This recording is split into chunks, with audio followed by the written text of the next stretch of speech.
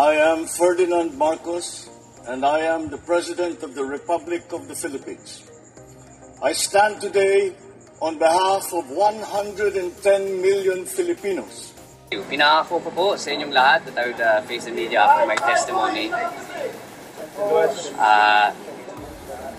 I will face the media after my testimony. So I'm willing to take a few questions just to give you an update. Again, andito ako to lend anything that I know that will aid the ICI in their investigation. As I said, wala po akong tinatago, so I am happy to assist them in any way, shape, or form. With regards to how it went, kung ano man ang mga tinanong nila, I have given the ICI full authority if they deem fit to release the video of my testimony. So again, I am happy for them to do so if they believe that there is no information there that will jeopardize their investigation. Sir, yung allegations ni dating Congressman Zaldico, natalakay ba siya sa hearing niyo today? Yes po, tinanong. Well, again, I will just repeat my statement that it's pure fabrication and pure lies. It's one that it's a move that reached desperation. It's a political ploy, and I've already attributed it to attempts at destabilization of the government. Sir, is that at all possible? Yung 50 billion, yung scenario na sinasabi ni Kong Mulco na may 50 billion kang pati sa father mo na inutusan niya allegedly sila speaker? Honestly, to my knowledge, no, it's not possible. Why? Why, sir? Because first of all, the executive has nothing to do with the legislative. And secondly, the allegations are untrue. I did not do any such a thing. Kung nakikita niyo po yung listahan, may mga project dyan sa Davao City nakalagay, nakalista sa Davao City. Alam naman natin sino nakatira doon, ba't pa ako maglalagay ng projects doon? Sana naman pag-aralan nila ng mabuti. But in any case, it's really not worth it. It's like I said, it's just an attempt. Should the ICI investigate their father? Kasi may mga statements isa. I don't want to speak on behalf of the ICI. You're gonna have to ask them. Okay, thank you very much. Ayun, napakinggan nyo yung Batang Marcos, ang congressman ng Ilocos Norte. Oh, ganun.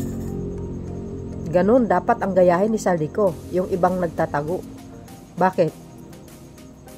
Siya mismo, inoffer niya ang sarili niya para imbestigahan siya ng ICI. Yan ang totoong professional, guys. Alam niyo, sa totoo lang sa nakikita ko kay Congressman Sandro, future president po yan. Totoo yan. Kahit anong klaseng bato nyo sa kanila, hindi tatabla ng mga yan. Kasi wala naman kasi maniniwala eh. Ang naniniwala lang yung dalawang grupo na anti-Marcos lang eh. Pero I think the majority are not believed, guys. Totoo yun. Sa pananalita na lang, no? Talagang makikita mo yung honest to goodness niya. Oh, 'di ba? Kung magpagsalita, napaka-klase. Hindi tulad ng iba. Mga ugali nila, ang datingan askal eh. Pero ito, very well mannered. Pinapalaki ng magulang niya na tamang disiplina, So, obvious na obvious dito at alam niyo naman siguro kung ano ang katotohanan, alam mo, target sila ng kalaban. So, very na yan, guys, common sense na lang po para sa atin na target sila para talaga sirain ang pamilya nila. Pamilya ni Congressman Sandro, siyempre, ang Pangulo, no? Marcos at Romualdez.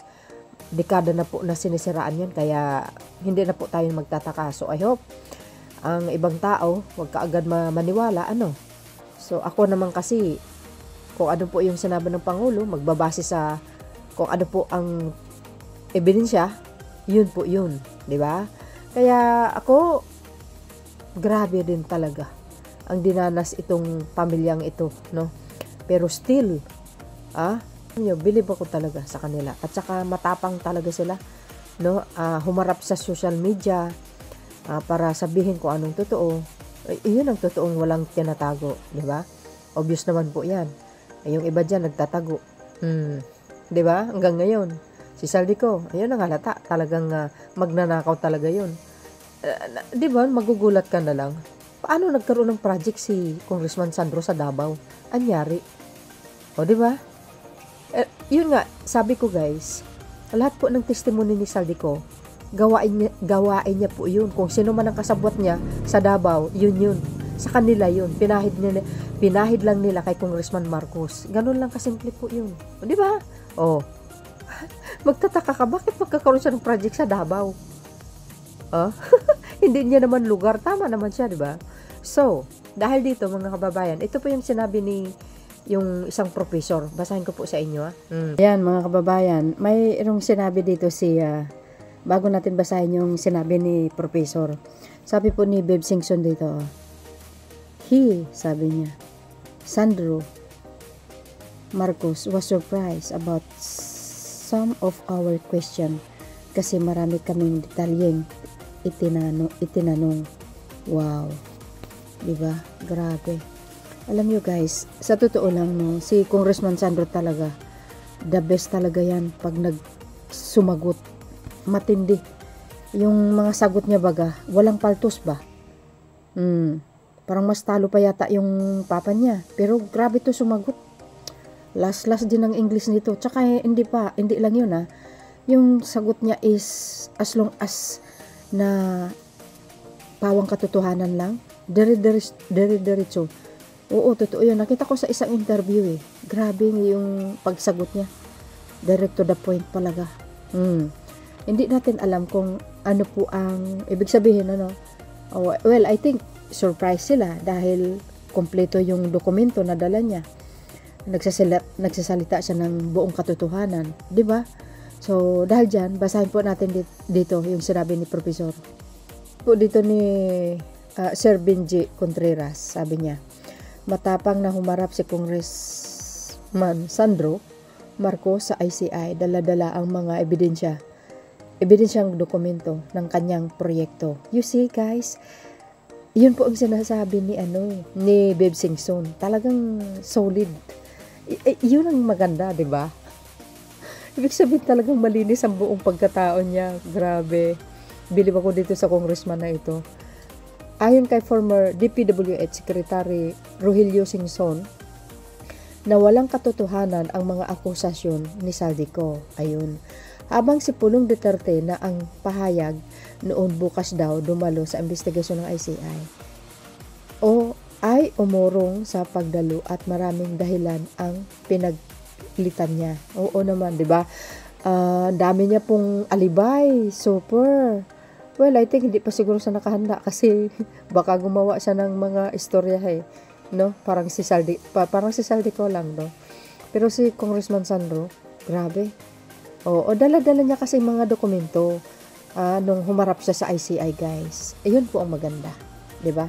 Yan ang tinatawag na katotohanan. May kasabihan ang mga Pilipino, pag gusto may paraan, pag ayaw maraming dahilan. That's correct. Sabi po ni dito, from News 5, Singson sa pagdalo ni Representative Marcos sa ICI, nagulat umano si House Majority Leader at Ilocos Norte 1st District Representative Sandro Marcos sa mga itinatanong ng Independent Commission on Infrastructure, which is ang ICI sa pagdinig ng komisyon ngayong Huwebes, December 4, ayon kay outgoing ICI Commissioner Beb Singson. There are many projects in his district but not in the scale of the insertion that were asserted to by Saldico. What? Wow, galing no? Nowhere near those numbers. That's why I had to dig deeper, sabi ni Singson sa programang Storycom ng One News. Ibinahagi rin niya na nagdala si Marcos ng 5 kahon ng dokumento. What? Oh my goodness, guys! Ang dami! Mayroong 5 kahon. Oh my goodness! $5? Oh gosh! Mayroong 5 kahon yung mga national expenditure, program, at saka submission ng mga barangay na proving to us that ito yung mga hinihingi sa akin, anya. What? Grabe! Ang tindi! sabi ni Congressman Sandro, saludo kami sa iyo, sir. You are the future of the you are the future president of this country. O, kaya pala nasabi ni Beb Singson dito, he, Sandro Marcos, was surprised about some of our question kasi marami kami detalyeng itinanong. What the hell? Grabe! Yan, ang totoong mambabatas, gas. Oh, nako, grabe Talagang tumayo balahibo po mga kababayan grabe. 5 box na mga dokumento. OM O, diba? Ang galing talaga ng aming future president. Wow na wow. Baka gustong tapatan ni ni Basti, si Congressman Sandro. Well, I think guys, i-share na lang yung video na ito. This is very, very, very, very good news for everybody. And wow, grabe. Speechless ako talaga, pero nakapagsalita ako. Gulat ako doon